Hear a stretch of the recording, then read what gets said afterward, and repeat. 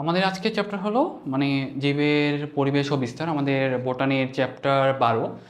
বলতে গেলে এই চ্যাপ্টারটা আসলে আমরা খুব একটা গুরুত্ব দিতে চাই না। কেন গুরুত্ব দিতে চাই না? মেইনলি খুবই তথ্যবহুল একটা চ্যাপ্টার, যে চ্যাপ্টারটা পড়তে আসলে আমাদের খুব একটা আগ্রহ থাকে না এবং বোঝার মতো অ্যাকচুয়ালি কিছু নাই।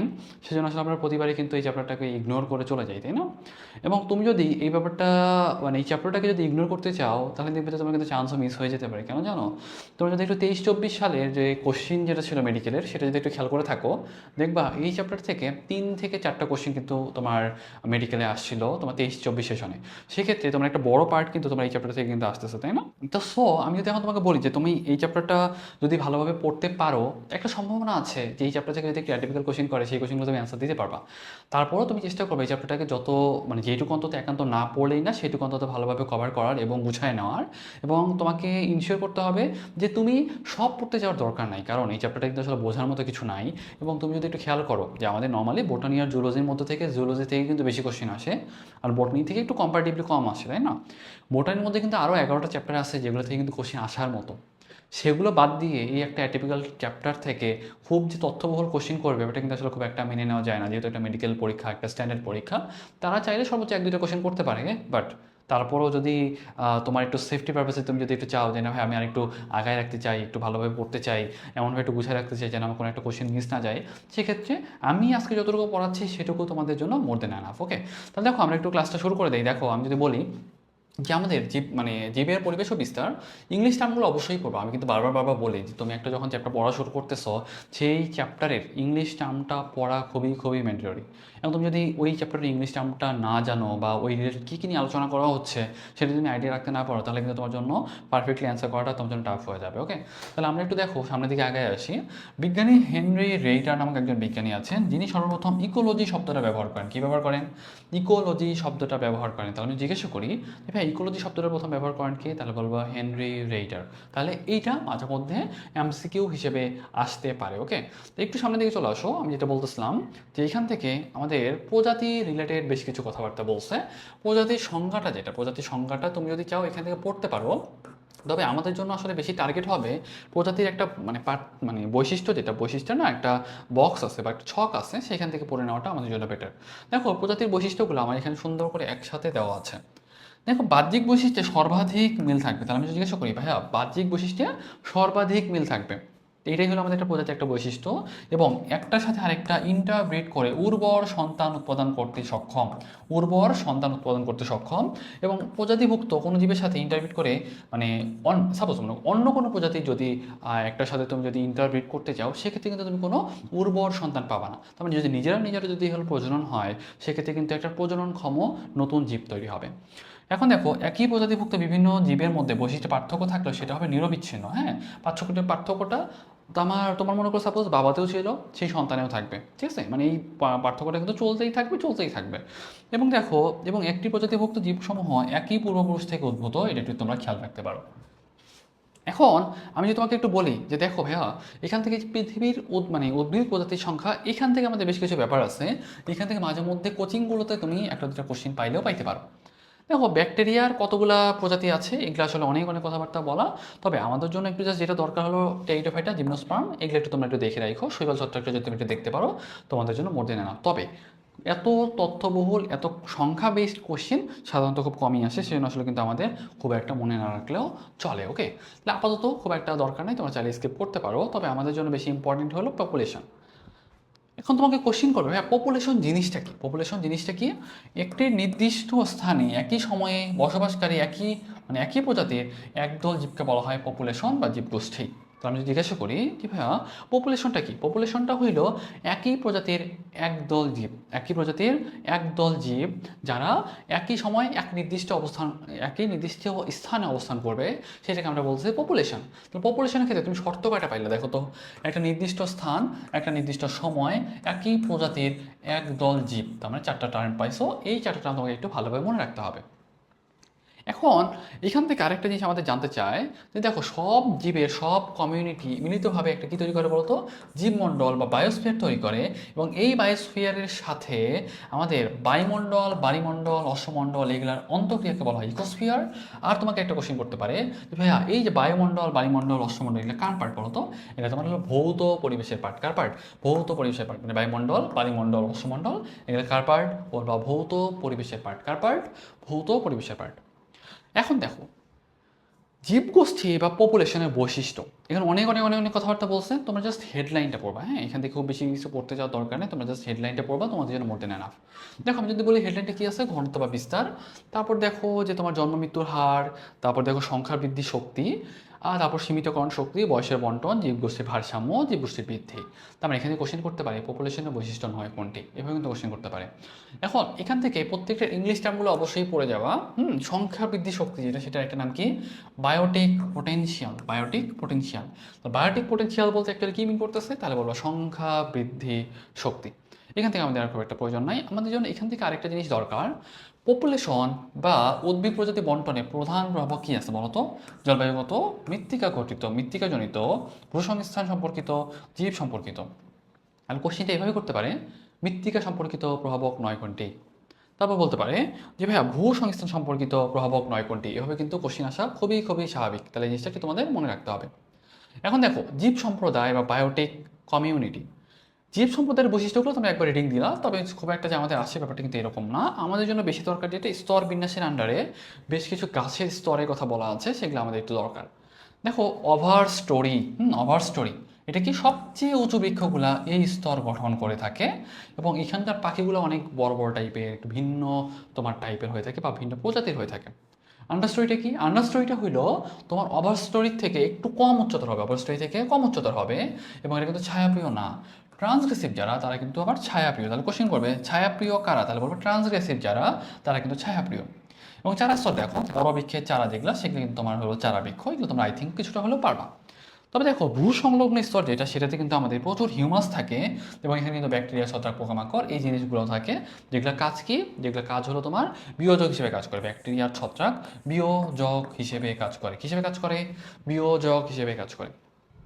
এখন দেখো ক্রমাগমন, খাদ্য স্তর গঠন, পুষ্টি স্বয়ংসম্পূর্ণতা, মানে তোমার হলো সময়ের সাথে সম্প্রদায়ের পরিবর্তন, অনেক অনেক কথাবার্তা বলছে, এগুলো আমাদের জন্য খুব একটা দরকার নেই।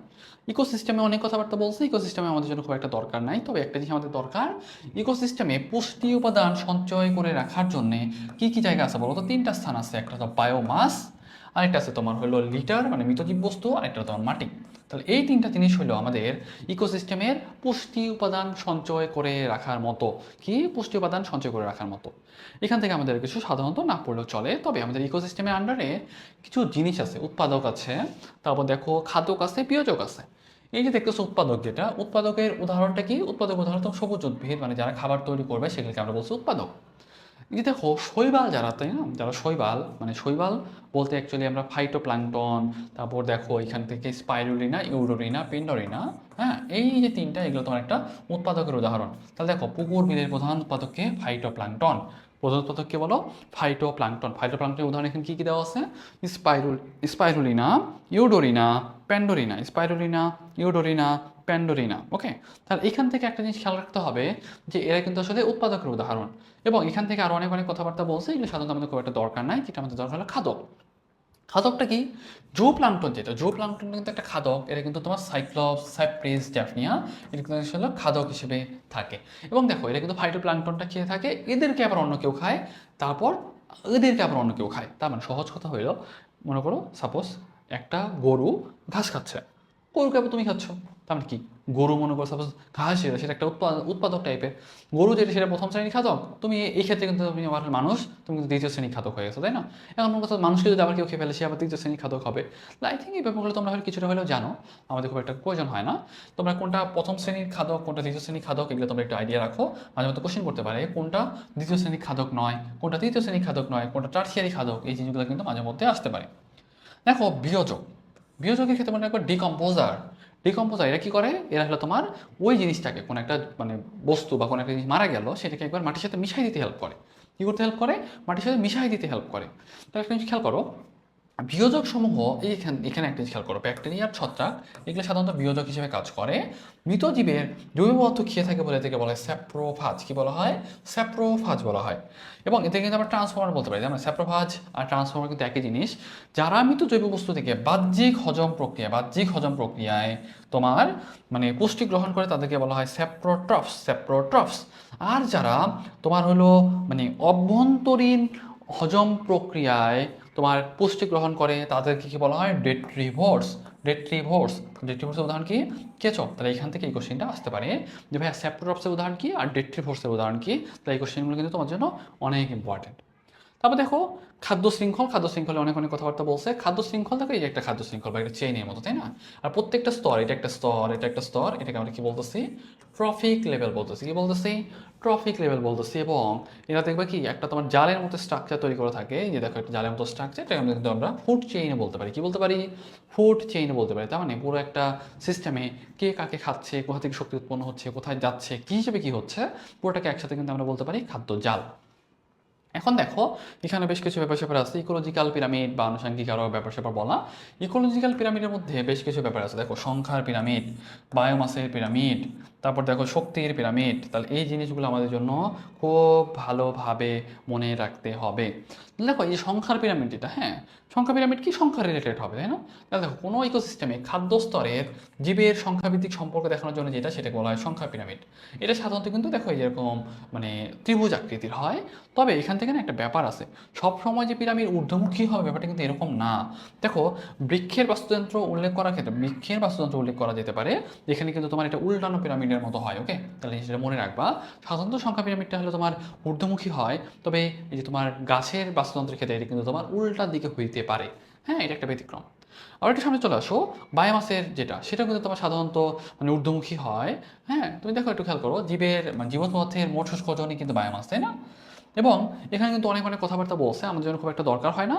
তবে একটা জিনিস তোমাকে খেয়াল রাখতে হবে যে তোমার সাধারণত পরজীবী খাদ্য শৃঙ্খলের ক্ষেত্রে বায়োমাসের পিরামিডটা কিন্তু বিপরীতমুখী হইতে পারে। তাহলে এই জিনিসটা একটু তোমরা খেয়াল রাখবা। ওকে, এখান থেকে সাধারণত কিছু নয়, তোমরা যদি বাকিটা চাও রিডিং দিতে পারো। শক্তি পিরামিডটা কিন্তু সাধারণত কখনোই শক্তি পিরামিড যেটা, সেটা কিন্তু কখনোই উল্টা হয় না, বুঝছো? শক্তি পিরামিড যেটা, সেটা সবসময় কিন্তু সোজা আকৃতির হয়। ওকে, তাহলে জিনিসটা একটু তোমাকে ভালোভাবে মনে রাখতে হবে। এখন একটু সামনের দিকে চলে আসো, শক্তি প্রবাহ। দেখো শক্তি প্রবাহ কিন্তু একমুখী, কেন বলো তো? সূর্য থেকে শক্তি আসতে আসতে সেটা কিন্তু তোমার একদিক থেকে একদিকেই যাচ্ছে। এটা কিন্তু আবার হলো তোমার থেকে কিন্তু আবার সূর্য থেকে কিন্তু শক্তি যাচ্ছে না, তাই না? তাহলে এই যে ব্যাপারটা যেটা, সেটা কিন্তু সূর্য মানে সৌরশক্তি যেটা বা শক্তি যেটা, শক্তির প্রবাহ যেটা, সেটা কিন্তু একমুখী। এবং একটা জিনিস মনে রাখবা যে শক্তি প্রবাহ কিন্তু তিনটা পর্যায়ভুক্ত। কি তিনটা পর্যায়ভুক্ত? অনেকগুলো নাম আছে, নামগুলো মনে রাখার খুব একটা দরকার হয় না। তবে একটা জিনিস মনে রাখতে হবে যেটা, যে সূর্য থেকে পৃথিবীতে আলোক শক্তি 0.01% কিন্তু শুধুমাত্র সালোক সংশ্লেষণ প্রক্রিয়ায় আবদ্ধ হয়। বাকিটা কিন্তু তোমার আমরা আবদ্ধ করতে পারি না বা ওটা চলে যায়। হ্যাঁ, তো এই জিনিসটা মনে রাখবো। তার মানে আমি জিজ্ঞাসা করি যে তোমার মোট মানে সাধারণত কতটুকু তোমার সালোক সংশ্লেষণ প্রক্রিয়া আবদ্ধ হয়, তাহলে বলো 0.01%। শক্তি ব্যবহার, শক্তি স্থানান্তর, অনেক কথাবার্তা বলছে, এগুলো আমাদের খুব একটা দরকার হয় না। পার্থক্যটা চাইলে তোমরা একবার রিডিং দিতে পারো, তবে পার্থক্যটাও খুব একটা আমাদের জন্য গুরুত্বপূর্ণ যে এমন না। হ্যাঁ, একবার চাইলে তোমরা রিডিং দিতে পারো। তাহলে সংখ্যা পিরামিড সংখ্যা রিলেটেড হবে, জীবভর রিলেটেড, এখানে বায়োমাস নিয়ে কথাবার্তা হবে, এখানে শক্তি নিয়ে কথাবার্তা হবে। আর এটা কিন্তু দেখো সহজেই গণনা করা যায়, কোনো জীবকে মারতে হয় না। এখানে কিন্তু তোমার সাধারণত ক্রমে আকার সরুও থাকে এবং এটা এগুলোর মধ্যে দক্ষতা প্রদর্শন করে। এই রিলেটেড ব্যাপারটা যেটা তোমরা একটু জাস্ট চাইলে রিডিং দিতে পারো। এটা কিন্তু ত্রিকোণাকৃতির বা উল্টা হইতে পারে, এটা ত্রিকোণাকৃতির উল্টা হইতে পারে, এটা কিন্তু ত্রিকোণাকৃতির বা সোজা আকৃতির হয়। ওকে, সবসময় মানে ত্রিকোণাকৃতির এবং সোজা হয়। আর বাকিগুলো তোমরা চাইলে একবার রিডিং দিয়ে আগে যেতে পারো। তবে আমাদের জন্য যেটা বেশি দরকার, শক্তি প্রবাহের বৈশিষ্ট্য যেটা, সেটা আমাদের খুব ভালোভাবে একটু রিডিং দিতে হবে। কারণ একমুখী উৎস কি সৌরশক্তি, এবং সূর্য থেকে উৎপাদকে যায়, উৎপাদক থেকে খাদক, সেকেন্ডারি টারশারি এভাবে চলে যায়। এবং এখানে না এটা কিন্তু আমাদের যে তাপগতিবিদ্যার প্রথম সূত্র দ্বিতীয় সূত্র যেটা আছে, সেটাই কিন্তু মেনে চলে, বুঝছো? তাপগতিবিদ্যার প্রথম সূত্র দ্বিতীয় সূত্র যেটা, সেটাই কিন্তু এরা মেনে চলে।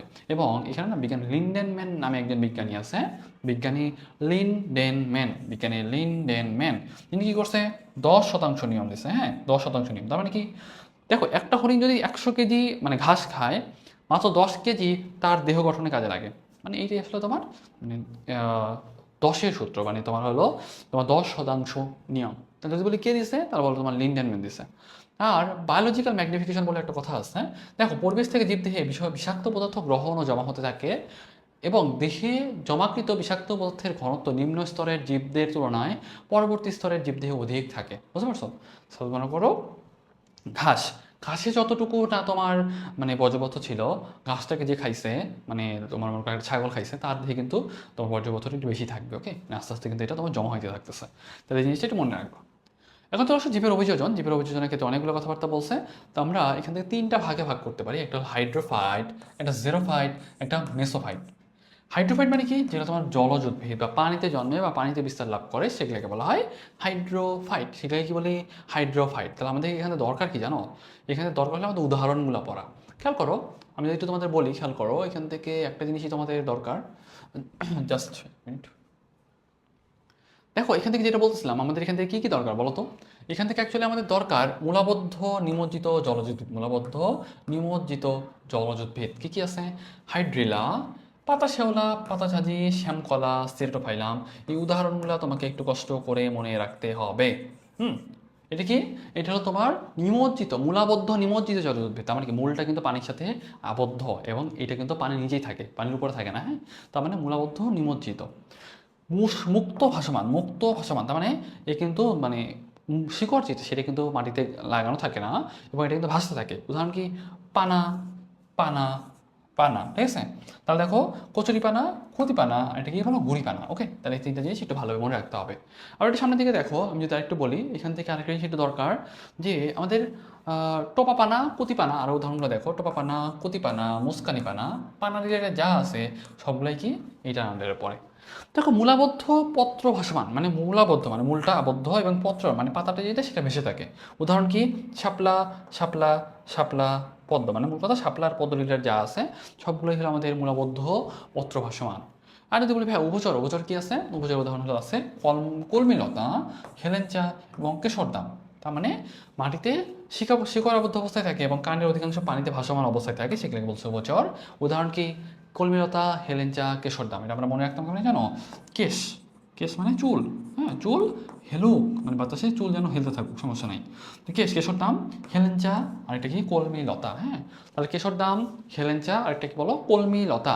এটা আমাদের কিসের উদাহরণ বলো তো, এটা আমাদের কিসের উদাহরণ, তাহলে মনে রাখবা এটা কিন্তু আমাদের উভচরের উদাহরণ।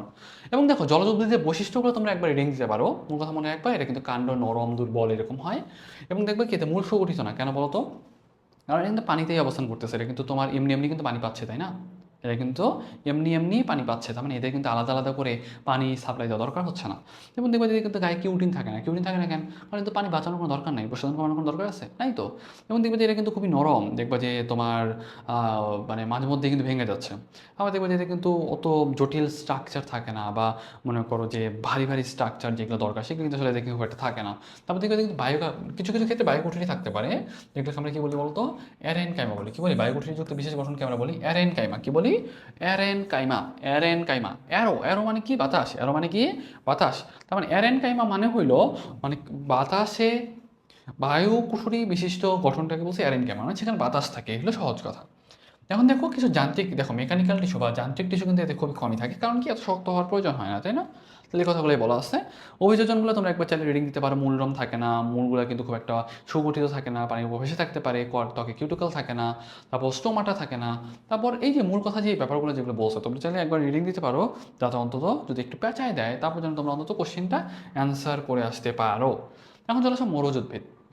মরিচ উদ্ভিদ কি, মরিচ উদ্ভিদের ক্ষেত্রে আমাদের একটা জিনিস দরকার, যে তিনটা বৈশিষ্ট্য থাকবে, তিনটা মৌলিক বৈশিষ্ট্য থাকবে। ওকে, যে কোনো একটা অন্তত থাকতেই হবে। দেহে পানি সংরক্ষণ করবে, অল্প আয়াসে মূল দিয়ে পানি শোষণ করতে পারবে এবং কাণ্ড বা পাতার মাধ্যমে পানি অপচয় রোধ করবে। ঠিক আছে, এই জিনিসটা তোমাদের জন্য বেশি ইম্পর্টেন্ট। কেন, দেখো এদের কিন্তু মরিচ উদ্ভিদের বৈশিষ্ট্যগুলো তোমাদের একটু খেয়াল রাখা দরকার। কাণ্ড পাতা কিন্তু চ্যাপ্টা ও রসালো হয়। কেন রসালো, কারণ রসালো হইলে সেখানে কিন্তু পানি জমা করে রাখতে পারবে এবং মূল কিন্তু বিস্তৃত অনেক নিচ পর্যন্ত চলে যাবে। তার মানে যেন সে অনেক নিচ থেকে পানিটা তুলে আনতে পারে, কারণ মরুভূমিতে তো উপর দিকে পানি থাকে না, তাই না? উপর দিকে পানি থাকে, উপর দিকে কিন্তু পানি থাকে না। তারপর দেখো কোষে প্যালিসেড ব্যান্ড কিন্তু খুবই সুগঠিত এবং কোষের আশেপাশে কিন্তু অপেক্ষাকৃত ছোট হয়। কোষ প্রাচীর পুরো কিউটিকল যুক্ত থাকে। কেন, কারণ প্রশোধনটা আমাকে কমাইতে হবে। পাশাপাশি এদের দেখবে কি, যে এদের মানে পাতাগুলো কিন্তু প্রায় যে মানে অনেকটা কাটা কাটা কাটা কাটা হয়ে যায়, বুঝছো, যাতে প্রশোধনটা কমে আসে। আর বাহ্যিক অভিযোজনটা তোমরা একবার রিডিং দিও, স্টোমাটা বা আনুষঙ্গিক অনেক অনেক কথাবার্তা বলছে। তবে সাধারণত কী হয় জানো, এই যে এইটার আন্ডার যে উদ্ভিদগুলো আছে তারা কিন্তু সিএম গোত্রের উদ্ভিদ, সিএএম গোত্রের উদ্ভিদ। কেন সিএম গোত্রের উদ্ভিদ? কারণ এটা সিফোর উদ্ভিদ যেহেতু, তার মানে এটা কিন্তু তোমার মানে প্রতিকূল পরিবেশে এরা কিন্তু বেঁচে থাকতে পারে, এই কথাটাই এখানে বলা হচ্ছে। এখন দেখো মৌর্য উদ্ভিদের উদাহরণ, মৌর্য উদ্ভিদের উদাহরণ কি? খেজুর। দেখো ফোইনিক্স ড্যাকটাইলেরিয়া, হ্যাঁ, এতগুলো ঝামেলা যাওয়ার দরকার নেই, জাস্ট ফোইনিক্স এটা কথা মনে রাখো, একটা পার্ট মনে রাখলে তোমার জন্য এনাফ। দেখো দেখো অনেকে দেখবে কি ফোনে সারাদিন কথা বলতেই থাকে, কথা বলতেই থাকে। তোমার কি মনে হয় ওরা কি খুব গুরুত্বপূর্ণ কিছু কথা বলতেছে? খুব গুরুত্বপূর্ণ কিছু কথা বলতেছে? খুব গুরুত্বপূর্ণ কথা কিন্তু বলতেছে না, তাই না? তার মানে ওরা কিন্তু খেজুরি আলাপ পারতেছে, তার মানে কি উল্টাপাল্টা কথাবার্তা বলতেছে, মানে কোনো কাজ ছাড়া কথাবার্তা বলতেছে। তাহলে ফোইনিক্স, ফোনে কি করতেছে? খেজুরি আলাপ পারতেছে, তাহলে এরা মনে রাখবা খেজুরের বৈজ্ঞানিক নামে ফোইনিক্স থাকবে। দেখো শতমূলী, শতমূলী হলো অ্যাসপারাগাস, হ্যাঁ, এটা একটু কষ্ট করে মনে রাখো, শতমূলীর বৈজ্ঞানিক নামটা অ্যাসপারাগাস। শতাব্দী মানে 100 বছর, দেখবা আমেরিকা আমাদের থেকে 100 বছর আগানো না, আমেরিকানা ওয়ার্ডটা পাবা, হ্যাঁ। আর অ্যালোভেরা যেটা ঘৃতকুমারী, এটা তো মনে থাকবেই তোমার। ফণিমনসাটা মনে থাকতে চায় না, তবে হলো পাথরকুচিটা একটু মনে রাখো, ব্রায়োফাইলাম। বাকিগুলো যতটুকু মনে রাখা যায় তোমরা একটু চেষ্টা করবা, না থাকলে এখন তো কিছু করার দরকার নেই। সামনে চলে আসো। হেলোফাইট, হেলোফাইট মানে কি? লোনা পানির উদ্ভিদ, তার মানে এগুলো কিন্তু তোমার লবণাক্ত পরিবেশে মানে বেঁচে থাকবে, তাই না? বৈশিষ্ট্যগুলো আমাদের জন্য দরকার, এখানে স্তম্ভমূল থাকবে বা ঠেসমূল থাকবে, শ্বাসমূল বা নিউমাটোফোর থাকবে। পাশাপাশি আমাদের এখানে কি থাকবে দেখো তো, মূলের অভ্যন্তরে কর্টেক্স বা বায়োকুঠুরি থাকে, জরায়ুজ অঙ্কুরোদ্গম দেখা যায় বা ভিভিপেরাস জার্মিনেশন দেখা যায়। কোথায় দেখা যায়? রাইজোফোরাতে দেখা যায়। এখন কোশ্চেনটা কি ভাইয়া, জরায়ুজ অঙ্কুরোদ্গম জিনিসটা কি? দেখো আমাদের কিন্তু যে উপকূলীয় অঞ্চল যেগুলো, সেগুলো কিন্তু কিছু সময় পানিতে ডুবে থাকে এবং কিছু সময় কিন্তু পানি থাকে না, তাই না? এখন মনে করো সাপোজ একটা বীজ পড়লো, সেখান থেকে 2-3 দিন পরে গিয়ে তোমার হলো গাছ হবে, মানে শিকড় হবে, মাটিতে গাছবে আস্তে আস্তে, এরকম কিন্তু সময় কিন্তু তাদের নাই। কেন? কারণ 6 ঘন্টা পর বা 10 ঘন্টা পর 12 ঘন্টা পর কিন্তু জোয়ার ভাটা চলতেই আছে। দেখবে যে সাপোজ মনে করো এখন পড়ছে, এখন জোয়ার চলতেছে, মাটি লাগালেই পাইতেছে না, বেশি চলে যাবে, কাজ হবে? কাজ হবে না তো। তার মানে সেই ক্ষেত্রে তোমার এই যে ভিভিপেরাস জার্মিনেশন বা জরায়ুজ অঙ্কুরোদ্গম যেটা, সেটা কিন্তু কাজে দেয়। মানে সে গাছে থাকা অবস্থাতেই তার কিন্তু অঙ্কুরোদ্গম শুরু হয়ে যায়, তার কিন্তু তোমার শিকড় বের হইতে থাকে। মনে করো সাপোজ মনে করো যখনই সুবিধাজনক অবস্থায় পায়, তখনই মনে করো সাপোজ পড়ে গেল, আলটিমেট মাটিতে কিন্তু একটু গেঁথে গেল, সে কিন্তু নিজের শিকড়টা আস্তে আস্তে কিন্তু বড় করে ফেলতে পারে। পরবর্তীতে মোটামুটি 6-8-10 ঘন্টার মধ্যে কিন্তু সে নিজের অবস্থাটা তৈরি করে ফেলতে পারে, সে কিন্তু আর ভেসে চলে যাচ্ছে না। কিন্তু যদি বীজ পড়তো, বীজটা তো তোমার পানির উপরে পড়তো, সুন্দর করে চলে যেত, অথবা মাটিতে পড়তো, 2 দিন পরে তোমার হলো শিকড় যাবে, দেখবে যে আবার জোয়ার এসে সেই ভাষায় নিয়ে চলে গেছে। বুঝতে পারছো? সেই জন্য কিন্তু এখানে ভিভিপেরাস জার্মিনেশন এটা দেখা যায়। এখান থেকে এই ব্যাপারটা মনে রাখবে, এখান থেকে আমাদের খুব একটা কিছু দরকার নাই। সামনে চলে আসো। এখানে মানে এখান থেকে এই ব্যাপারগুলো তো অলরেডি বললাম, তবে একটা জিনিস আমাদের মনে রাখতে হবে, জাতীয় ফল কাঁঠালে দেখবা কি তোমরা যদি একটু মৌসুমের মানে সিজনের শেষের দিকে যদি কাঁঠালগুলো খাও, দেখবে কাঁঠালগুলো একটু শক্ত টাইপের, হ্যাঁ, একটু মানে রোয়াগুলো দেখবে অনেক শক্ত শক্ত হয়ে গেছে, এবং বিচিগুলো না তোমার অনেকটা কেমন বলতে গেলে বীজ থেকে গাছ হওয়া শুরু হয়ে গেছে, হ্যাঁ, মানে বীজটা ফাটা শুরু করে দিচ্ছে। দেখো এটা কিন্তু তোমার বীজটা কিন্তু এই যে গাছ সেটা কিন্তু তোমার মানে কাঁঠালটাকে ভেদ করে এখন বের হয় নাই, তাই না? ভিতরে কিন্তু আছে, রোয়াটার ভিতরেই আছে। সেটা আসলে বলতেছে কি জানো, ক্রিপ্টো ভিভিপেরি। ওকে, ক্রিপ্টো ভিভিপেরি, এই সেটা মনে রাখবে, এখান থেকে আর কিছু খুব একটা লাগে না। আমাদের এটা দরকার, এখানে উদাহরণটা দরকার, হ্যাঁ। গেওয়াটার উদাহরণ কি? গ্যালোচা, গ্যালোচা, এটুকু মনে রাখলেই হবে, গ্যালোচা। আর গরানটা আমি মনে রাখার উপায় বলতে পারতেছি না। আর বোরা যেটা, বোরাটা মনে রাখতে পারো, ফোরা। গোলপাতা এটা মনে থাকবে, নিবা ফ্রুটিকান্স।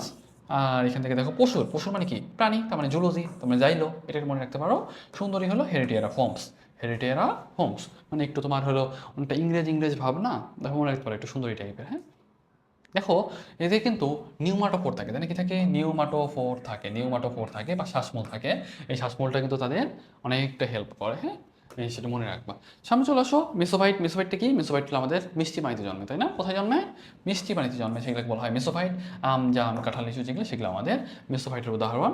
এবং জলজ মানে মরুজ আর লোনা পানি যে উদ্ভিদ যেগুলো, সেগুলো হলো আমাদের মেইনলি মেসোফাইটের। মানে এখানে সবগুলো বৈশিষ্ট্য মানে পার্থক্যগুলো একবার দেওয়া আছে, তোমরা চাইলে একবার রিডিং দিয়ে যেতে পারো। এখন আমাদের হলো বায়োমটা কি সেটা আমাদের জন্য বেশি ইম্পর্টেন্ট। দেখো বায়োমটা কি জানো? দেখো একই ধরনের জলবায়ু, একই ধরনের মাটি, একই ধরনের জাতীয় বৈশিষ্ট্য, তারপর একটা বৃহৎ পৃথক যোগ্য ইকোসিস্টেম বলা হয় বায়োম। এইটা তুমি একবার চাইলে রিডিং দিতে পারো, কখনো মুখস্থ করার দরকার নেই, খুব একটা কোশ্চিন আসতেও দেখা যায় না। বুঝতে পারছো? কারণ এই চ্যাপ্টারতে কোশ্চিন কমই হয়। কিছু আছে স্থলজ বায়ম, কিছু আছে জলজ বায়ম। এখন স্থলজের মধ্যে আমাদের কিন্তু মরুভূমি বায়ম আছে, তাই না? মরুভূমির মধ্যে সবচেয়ে বড় মরুভূমি কি বলতো? সাহারা মরুভূমি, তাই না? কি মরুভূমি? সাহারা মরুভূমি। আফ্রিকা মহাদেশের প্রায় অর্ধেক জায়গা জুড়ে অবস্থিত। কত ডিগ্রি ল্যাটিটিউডে অবস্থিত? উত্তর দক্ষিণ গোলার্ধে 30 ডিগ্রি ল্যাটিটিউডে অবস্থিত।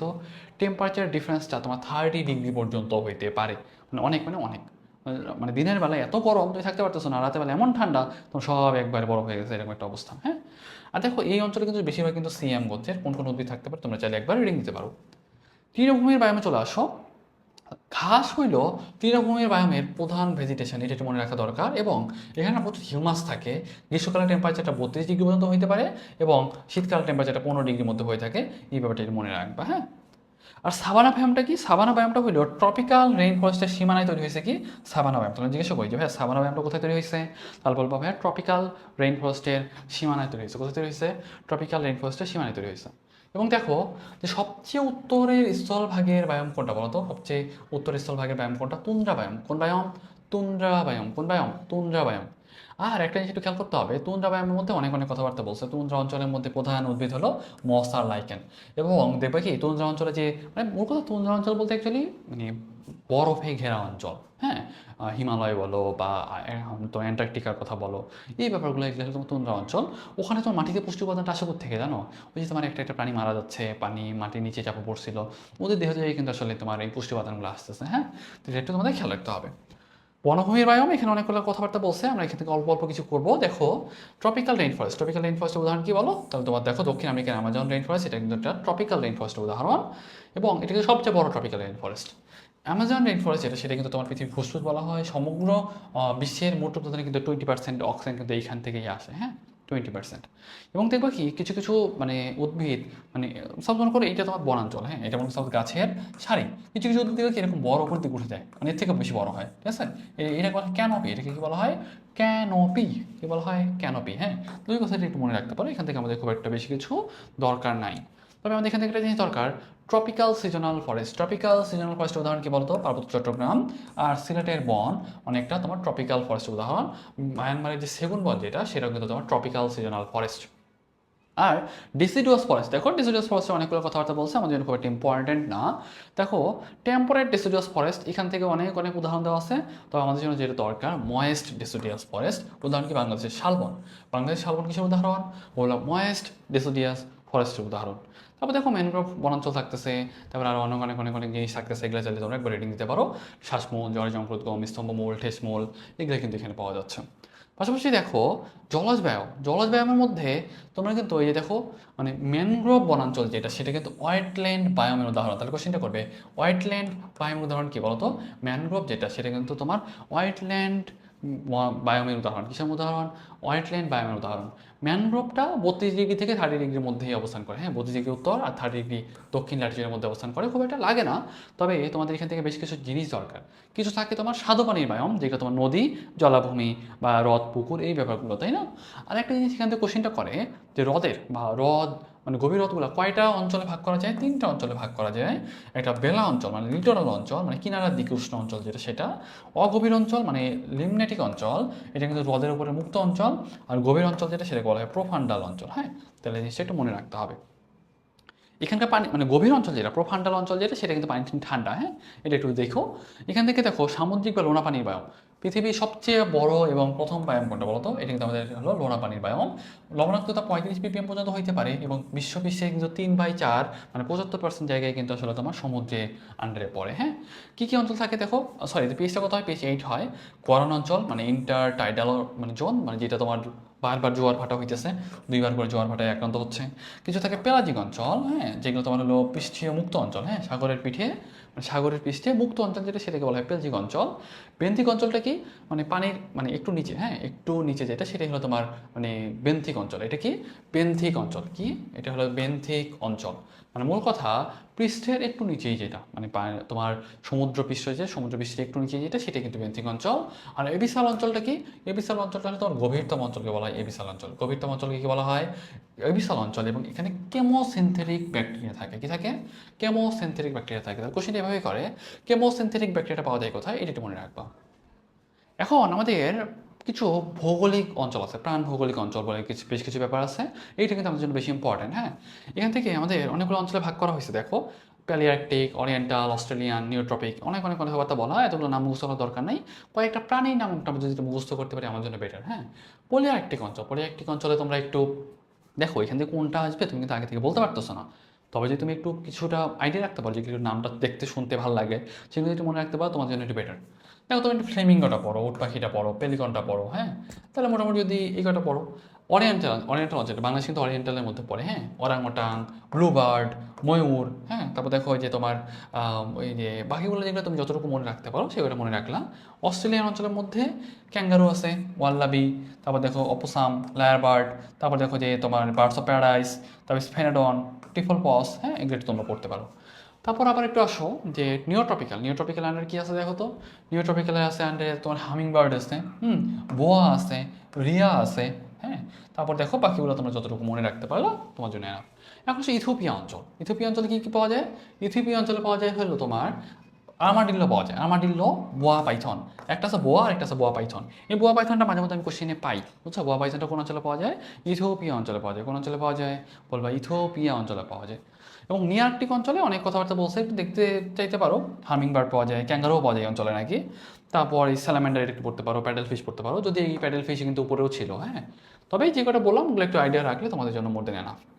অরিয়েন্টাল অঞ্চল, বাংলাদেশ কিন্তু অরিয়েন্টাল অঞ্চলের আন্ডারে পড়ে। কয়টা অঞ্চল আছে? 4টা আছে। ভারতীয় উপ অঞ্চল, সিংহলীয় উপ অঞ্চল, তারপর দেখো ইন্দো চীন, আর এটা কিন্তু ইন্দো মালয়। তাহলে 4টা নাম জাস্ট এইটুকু মনে রাখবা, এখান থেকে আর কিছু তোমার পড়তে যাওয়ার দরকার নাই। বুঝতে পারছো?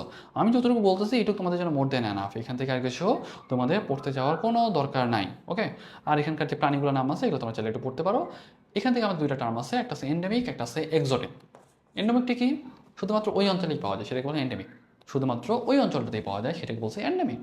আর মনে করো সাপোজ এক্সোটিক মানে হইলো যেটা বাইরের দিক থেকে আসে, বাইরের দেশ থেকে আসে। দেখো পেঁপে, আনারস, এগুলো কিন্তু বাংলাদেশে ছিল না। এগুলো তেলাপিয়া, সিলভার কার্প, এগুলো কিন্তু বাংলাদেশে আসছে, অন্য অন্য কোথাও থেকে আসছে, সেগুলো হচ্ছে এক্সোটিক। আর এই যে দেখো এন্ডেমিকের আন্ডারে আছে, মনে করো সাপোজ কোনো একটা জিনিস, মনে করো সাপোজ এই একটা কলম শুধুমাত্র মনে করো যে বাংলাদেশেই পাওয়া যায়, সেটা হলো এই কলমটা হলো বাংলাদেশে এন্ডেমিক। ওকে, এই কথাটি বলতে চাচ্ছে। বাংলাদেশের বনাঞ্চল, বাংলাদেশের বনাঞ্চল অনেক কথাবার্তা বলা। কয়টা ঋতু বলো? 6টা ঋতু বাংলাদেশে, তবে গ্রীষ্ম, বর্ষা, শীত এগুলো হলো আমাদের মেইন। আর এখান থেকে আমাদের বেশ কিছু বনাঞ্চলের কথা বলছে আমাদের জন্য। চিরসবুজ আর অর্ধ চিরসবুজ, এইটা আমরা একটু দেখি। হ্যাঁ, তো চিরসবুজ, অর্ধ চিরসবুজ এটা কোথায় পাওয়া যায়? সিলেট অঞ্চলে পাওয়া যায়। বার্ষিক বৃষ্টিপাত অনেক অনেক বেশি, এগুলো আমাদের দরকার নাই। মাটি হিউমাস সমৃদ্ধ, অ্যাসিডিক, এটা মনে রাখবা। আর ছোটো ছোটো পাহাড় টাহাড় থাকে, এগুলো একটু রিডিং দিলে তোমার জন্য এনাফ। ওকে, এখান থেকে আর কিছু আমাদের প্রয়োজন নাই। সামনে চলে আসো। সোয়াম্প ফরেস্ট, সোয়াম্প ফরেস্টের একটা উদাহরণ হলো তোমার যে সিলেটের যে রাতারগুল, যেটা সেটা কিন্তু একটা সোয়াম্প ফরেস্ট। হ্যাঁ, সবসময় কিন্তু অলমোস্ট পানি থাকে, সবসময় কিন্তু কম বেশি পানি থাকে। এবং এখানে কিন্তু একমাত্র বাংলাদেশে একমাত্র বন্যগুলা পাওয়া গেছে। হ্যাঁ, রোজা ইন ভলুক্রাটা। হ্যাঁ, ইন ভলুক্রাটা। তো এটা মনে রাখো, এটা কিন্তু বন্য গোলাপের বৈজ্ঞানিক নাম। এটা কোথায় পাওয়া গেছে? তাহলে বলবো এটা কিন্তু সিলেটের রাতারগুলে পাওয়া গেছে। পত্রঝোড়া বা ডেসিডুয়াস ফরেস্ট, সেটাতে চলে আসো। পত্রঝোড়া মানে কি? পাতাটা ঝরে যায়। পাতাটা কি হয়? ঝরে যায়। পাতা ঝরে যায় কখন, বা কোন উদ্ভিদগুলোতে পাতা ঝরে যায়, এই জিনিসটা তোমার জানা লাগবে। দেখো, ময়নামতি, শালবন বিহার, তারপর রানটিয়া বন, গজনী বন, এগুলো কিন্তু তোমার মানে পত্রঝোড়া বা মানে ডেসিডুয়াস ফরেস্টের আন্ডারে পড়ে। হ্যাঁ, বরেন্দ্র, মধুপুর বনাঞ্চল, রাজেন্দ্র বনাঞ্চল, এখানে অনেক অনেক কথাবার্তা বলছে। এগুলো আমাদের জন্য খুব একটা ইম্পর্টেন্ট না, তবে আমাদের জন্য বেশ কিছু ব্যাপার আছে। এটা কিন্তু আমাদের একটা লাল, তাই না? কেন লাল? কারণ আয়রন থাকে, বুঝছো? যেহেতু এখানে আয়রন থাকে, সেক্ষেত্রে দেখবে এদের মাটির কালারটা কেমন হয়? লাল বা হলুদাভ কালার হয়। কেমন হয়? লাল বা হলুদাভ কালার হয়। এবং দেখবে এখানে কিন্তু উঁচু জায়গায় যেটা, সেটাকে বলা চালা। আর সমতল ভূমিগুলো হলো বাইত। চালায় তোমার বন, এবং বাইরে তোমার ধান চাষ হয়। তার মানে বাইরে যেহেতু সমতল, হ্যাঁ, সমতল অঞ্চলে কিন্তু আমরা ধান চাষ করতে পারি। আর উঁচু যেগুলা, উঁচু জায়গা মানে চালায়, যেটা চালায় কিন্তু বন থাকে। হ্যাঁ, তাহলে এই জিনিসটা তোমরা খেয়াল রাখলা।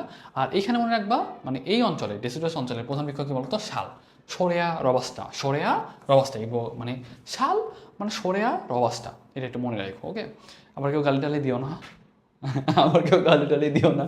যাই হোক, আই থিঙ্ক আসো সামনে একটু আগে চলে আসো। দেখো, ম্যানগ্রোভ বনের বৈশিষ্ট্য অলরেডি কিন্তু আমরা পড়ে ফেলছি, তাই না? মাটি পানি লবণাক্ত হবে, পিএইচ কেমন হবে? 7-এর কাছাকাছি হবে। লবণাক্তের পরিমাণ শুষ্ক হতে 10 থেকে 50 ভাগ হবে। জোয়ার ভাটাও থাকবে। তাহলে এই ব্যাপারগুলো তোমাদের জন্য এনাফ। আর প্রধান উদ্ভিদ যেগুলো, সেগুলো কিন্তু অলরেডি আমরা বলে ফেলছি। গেওয়াতে গ্যালোচ থাকবে। তো গোলপাতা, নিপা ফ্রুটিকান্স, এটা জানোই। তারপর দেখো কেওড়া, যেটা কেওড়াটা হলো স্যানোরিটা। হ্যাঁ, সোনেরিটা বা সোনেরিয়া, যাই হোক, আমি স্যানোরিটা দিয়ে মনে রাখতাম, এটা মনে রাখতে পারো। পশুর হলো জাইলোকার্পাস, মানে জুলোজি। হ্যাঁ, জাইলো, জেড দিয়েও লেখা যায়, এক্স দিয়েও লেখা যায়। আর এখান থেকে খুব একটা কিছু দরকার নাই, সামনে চলে আসো। তাহলে এইটুকু পরে তোমাদের জন্য মোর দেন এনাফ, এখান থেকে আর কিছু প্রয়োজন নাই। দেখো মানে 1997 সালে, হ্যাঁ 1997 সালে ইউনেস্কো তোমার মানে ওয়ার্ল্ড হেরিটেজ মানে একটা জাস্ট তারা স্বীকৃতি দিয়েছে, আর বাংলাদেশ দিয়েছে 1999 সালে, বুঝছো? বাংলাদেশ অলওয়েজ লেট, 2 বছর পরে গিয়ে দিয়েছে স্বীকৃতি, কি আর বলবা। আসো এখান থেকে আমাদের কিছু খুব একটা আর কিছু দরকার নেই, সামনে চলে আসো। এইগুলো আমাদের এত কিছু পড়তে যাওয়ার দরকার নেই, কারণ এত এত জিনিস এগুলো পড়তে গেলে তোমার মাথার উপর দিয়ে যাবে। হ্যাঁ, বাংলাদেশের বিলুপ্তপ্রায় বেশ কিছু জীবের প্রজাতি সম্পর্কে আমাদের এখানে আলোচনা করা হয়েছে, সেগুলো আমরা একটু দেখবো। এখানে অনেক অনেক অনেক অনেক নাম আছে, এগুলো আমাদের প্রায় বিলুপ্ত প্রায়। দেখো কি আছে, ফার্নবর্গে 2টা আছে, তারপর নগ্নবীজি আছে 3টা, মোটামুটি আবৃতবীজি তোমার বেশ কিছু আছে, মল্লিকা ঝাঁঝি, আগর, তালিপাম, খুদি বরলা, তারপর হলো মানে করুদ, রোটালা, জঙ্গলি গোলাপ, অনেকগুলো উদাহরণ আছে, তাই না? এত ডিটেলস আমাদের লাগে না, আমি জাস্ট অল্প কিছু কিছু কিছু করে উপরে চলে যাবো। হ্যাঁ, বাংলাদেশের বিলুপ্ত প্রায় উদ্ভিদের মধ্যে একটা আছে তোমার তালিপাম। তালিপাম তোমার এই যে ঢাকা বিশ্ববিদ্যালয়ের উপাচার্যের সামনে কিন্তু একটা চারা লাগানো হয়েছে। অনেক অনেক কথাবার্তা বলা আপাতত এগুলো আমাদের জন্য খুব একটা ইম্পর্টেন্ট না। হ্যাঁ, যেটা আমাদের দরকার সামনে, একটু সামনে চলে আসো। এখানে পিকচারগুলো দেওয়া আছে, পিকচারগুলো তোমরা চাইলে একটু দেখতে পারো। মল্লিকা ঝাঁঝি যেটা, সেটা আমাদের জন্য একটু বেশ দরকার। দেখো মল্লিকা ঝাঁঝি হলো বাংলাদেশের আরেকটা তোমার মানে বিলুপ্তপ্রায় উদ্ভিদ। তবে এখান থেকেও খুব একটা বেশি কিছু লাগে না, একটা যেটা মনে রাখতে পারো সর্বপ্রথম এই যে দেখো রাজশাহীর পটিয়া উপজেলার একটা চলন মানে বিল থেকে পাওয়া গেছিলো, চলন বিল থেকেও একবার সংগ্রহ করা হয়েছিল, পরে আর নাকি পাওয়া যায় নাই, ঠিক আছে? মানে মনে করা হয় এটা তোমার একবার বিলুপ্ত হয়ে গেছে। আর খুদে বড়লাটাও অবশ্য খুব একটা আমাদের জন্য খুব একটা কিছু লাগে না। কুরুতটা তোমরা চাইলে একবার রেটিং দিতে পারো। রোটালা যেটা, সেটা থেকে আমাদের একটা কোশ্চেন আসে। রোটালা হলো বাংলাদেশের একটা এন্ডেমিক উদ্ভিদ। রোটালাটা কি? বাংলাদেশের এন্ডেমিক উদ্ভিদ। তবে একটা জিনিস মনে রাখবা, রোটালা কিন্তু উভচর। হ্যাঁ, রোটালা কেমন? রোটালা কিন্তু উভচর উদ্ভিদ, ঠিক আছে? রোটালা কেমন? উভচর উদ্ভিদ। রোটালা কেমন? উভচর উদ্ভিদ। এটা দেখো এক সুন্দর করে লেখা আছে, রোটালা কিন্তু একটা উভচর উদ্ভিদ। তাহলে এই জিনিসটা একটু খেয়াল রাখতে হবে। এখান থেকে আমাদের কিছু দরকার নাই, বেশ কিছু মানে বিলুপ্তপ্রায় প্রাণীর কথা বলছে রাজশকুন, তারপর দেখো ঘড়িয়াল, এখান থেকেও তোমাদের খুব একটা বেশি কিছু পড়ার নাই। প্রজনন কালটা সাধারণত খুব একটা আস্তে দেখা যায় না। মিঠা পানির কুমির যেটা, সেটাও খুব একটা আস্তে দেখা যায় না। নীলগাইটা এই যে দেখো, বাংলাদেশের তেঁতুলিয়া অঞ্চলে, মানে আমার বাসা এখানে, হ্যাঁ, তেঁতুলিয়া অঞ্চলে নীলগাই পাওয়া যেত। আর এই যে তোমার দেখো ঠাকুরগাঁও এর রানীশংকৈলের স্থানীয় এলাকা, মানে স্থানীয়রা বেশ একটা তোমার নীলগাই উদ্ধার করছিল। মানে আমি রানীশংকৈলে ছিলাম, মানে আমার যেখান থেকে ধরছে ওইটা ওই এলাকায় ছিল, ওই এলাকায় আমার স্কুল ছিল। অলমোস্ট 10 বছর সেখানে পড়াশোনা করছি। তারপরে ছিলাম রংপুরে, মানে সৈয়দপুরে, তারপরেই তো ঢাকায়। এই তো, তার মানে এই যে এটাকে যেখান থেকে ধরছে, নীলগাইকে যেখান থেকে ধরছে, এটা আমাদের এলাকাতেই ছিল। হ্যাঁ, তারপর দেখো এখান থেকে চলে আসো শুশুকের অনেক কথাবার্তা বলছে। শুশুকের বৈজ্ঞানিক নামটা চাইলে তোমরা পড়তে পারো, খুব একটা আসে না। জীব বৈচিত্র্যতে চলে আসো, বায়োডাইভার্সিটি। আমি জিজ্ঞেস করি ভাইয়া, বায়োডাইভার্সিটি শব্দটা প্রথম কে ব্যবহার করেন? তাহলে বলবা যে বায়োডাইভার্সিটি শব্দটা প্রথম ব্যবহার করেন ওয়াল্টার জি রোজেন সর্বপ্রথম বায়োডাইভার্সিটি শব্দটা ব্যবহার করেন। এখান থেকে সাধারণত খুব একটা কিছু লাগে না আমাদের, এটুকু তোমাদের জন্য মোর দ্যান এনাফ। তবে এখান থেকে না আর বেশ কিছু আমাদের ব্যাপার আছে যেগুলো আমাদের লাগে, মানে আমরা কীভাবে তাদেরকে সংরক্ষণ করতে পারি, কোথায় রাখতে পারি, কেন রাখা সেখানে দরকার, কীভাবে রাখলে তারা সেফ থাকবে, এই ব্যাপারগুলো কিন্তু এখানে তোমার আলোচনা করা হয়েছে। হ্যাঁ, দেখো ইকোলজিক্যাল কারণ, কম পপুলেশন, এই যে উদাহরণগুলো তুমি দেখতেছো, এগুলো আসলে অ্যাডমিশনের জন্য আমাদের কখনো লাগেই না, কারণ আসলে আমাদের খুব একটা মানে কখনো প্রয়োজন দেখা যায় না বা আসতে দেখা যায় না। তারপর যদি তোমরা চাও একবার তোমরা রিডিং দিতে পারো যে ভাইয়া ইকোলজিক্যাল কারণের মধ্যে কী আছে। দেখো কম পপুলেশন, কম বিস্তৃতি, গুচ্ছ বন্টন, এই ব্যাপারগুলো আছে, এগুলো মনে থাকবেও না আর থাকতে চায়ও না। আর মানব সৃষ্ট কারণ কি আছে? বাসস্থান ধ্বংস করতেছো, এক্সপ্লয়শন করতেছো, তুমি ইচ্ছা মতো মানে মাটি করতেছো, আহরণ করতেছো, তাহলে তোমার ভালো থাকবে না, তাই না? এই ব্যাপারগুলোই বলা হয়েছে এখানে। এখন একটু সামনে চলে আসো। জীব বৈচিত্র্য সংরক্ষণের মধ্যে এখান থেকে আমাদের বেশ কিছু ব্যাপার আছে, একটা ইনসিটু, একটা এক্সিটু। তার মানে কোশ্চিন আসলে শুরুর দিকের পার্টগুলোর পরে এই জায়গাতে এই কোশ্চিনটা আসে। হ্যাঁ, তাহলে এই জিনিসটা তোমাদের মনে রাখতে হবে, ইনসিটু আর এটা হলো এক্সিটু। ইনসিটু মানে কি? প্রাকৃতিক বাসস্থানে তুমি সংরক্ষণ করতেছো, এটা হলো তোমার ইনসিটু। আর প্রাকৃতিক পরিবেশ না মানে তুমি হলো কৃত্রিম পরিবেশ তৈরি করে তুমি সংরক্ষণ করতেছো, সেটা কি? এক্সিটু। ইনসিটুটা কি? এটা হলো তোমার সবচেয়ে উত্তম উপায় হলো ইনসিটু। এখন সাপোজ ইনসিটু তুমি পারতেছো না, তাহলে কি করবা? এক্সিটু করবা। ওকে, সাপোজ মনে করো তুমি ইনসিটু পারতেছো না, তাহলে কি করবা? এক্সিটু করবা। যদি তুমি দেখো যে ভাই ইনসিটু করতে পারতেছো না, তাহলে কি করবা? এক্সিটু করবা। তাহলে এই জিনিসটা একটু তোমাকে আইডিয়া রাখতে হবে। ওকে, তাহলে আমি যদি একটু সামনের দিকে যাই, এটা খেয়াল করো, এখান থেকে অনেক অনেক কথাবার্তা বলছে। রিকালসিডেন্ট বীজ মানে কি জানো? রিকালসিডেন্ট বীজ মানে হলো যে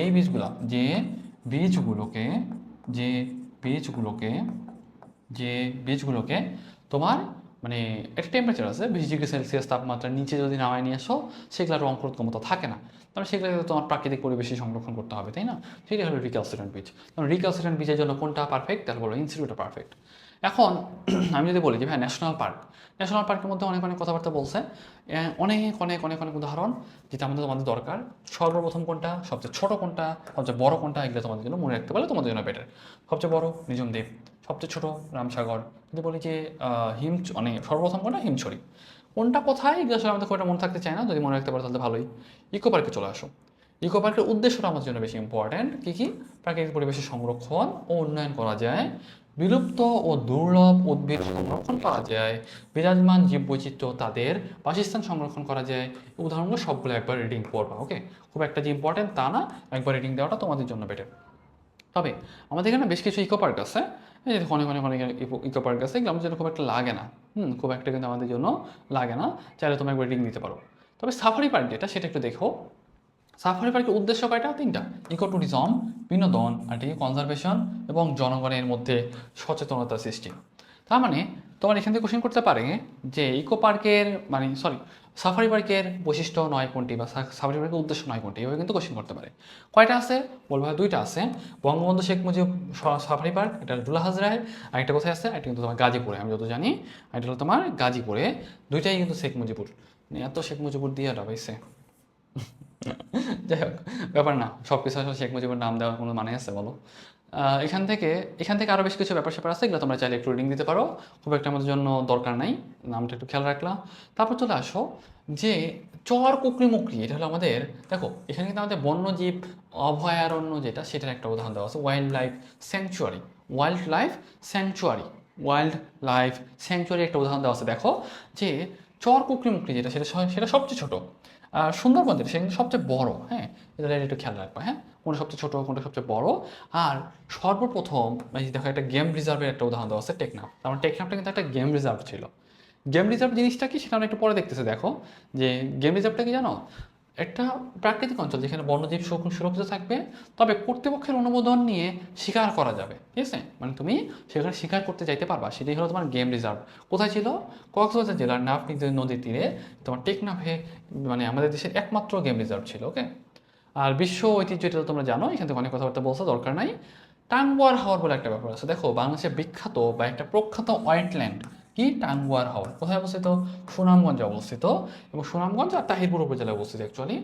এটা 51টা জলমহল নিয়ে গঠিত, এবং এটাকে বলা কি জানো? 6 কুড়ি বিল 9 কুড়ি কান্দা, ঠিক আছে? 6 কুড়ি বিল 9 কুড়ি কান্দা। এটার একটা নাম হলো রামসার সাইট হিসেবে মানে তোমার স্বীকৃতি দেওয়া হয়েছে। তাহলে আমি যদি জিজ্ঞেস করি রামসার সাইট বলা হয় কোনটাকে, তাহলে বলবা টাঙ্গুয়ার হাওরকে আমরা রামসার সাইট বলতে পারি। কি বলতে পারি? রামসার সাইট বলতে পারি। দেখো রামসার সাইট, রামসার এটা আসলে কোন দেশে বলো তো?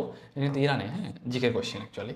দেখো হাকালুকি হাওর, হাকালুকি হাওর হলো মানে পৃথিবীর মানে বিশ্বের মধ্যে সবচেয়ে বড় হাওর, ঠিক আছে? সবচেয়ে বড় হাওর কোন এলাকায় থাকে? মৌলভীবাজার সিলেটে যে অঞ্চলটাতে থাকে, এটা দেখতে পারো। হালদা নদী যেটা, হালদা নদীটাও বেশি ইম্পর্টেন্ট আমাদের জন্য। কোথায় আছে বলো? খাগড়াছড়ি জেলা রামগড় উপজেলার তোমার পাতাছড়া ইউনিয়নে, মানে হালদা ছড়া থেকে উৎপত্তি লাভ করছে। অনেক কথাবার্তা বলতে দরকার নাই। কতটুকু দৈর্ঘ্য? 98 কিলোমিটার দৈর্ঘ্য। জিকের কোশ্চেন অ্যাকচুয়ালি, এগুলো আসলে আমাদের খুব একটা আসে না। হ্যাঁ, তোমরা চাইলে একবার রিডিং দিতে পারো। তবে আমাদের জন্য যেটা দরকার, যে হালদাকে কিন্তু আসলে বঙ্গবন্ধু মৎস্য হেরিটেজ হিসেবে ঘোষণা করা হয়েছে, একটু খেয়াল রাখবা। তবে আমাদের জন্য এক্সিটু যেগুলো, সেগুলো একটু ইম্পর্টেন্ট। কোশ্চেনটা আসলে করে কীভাবে?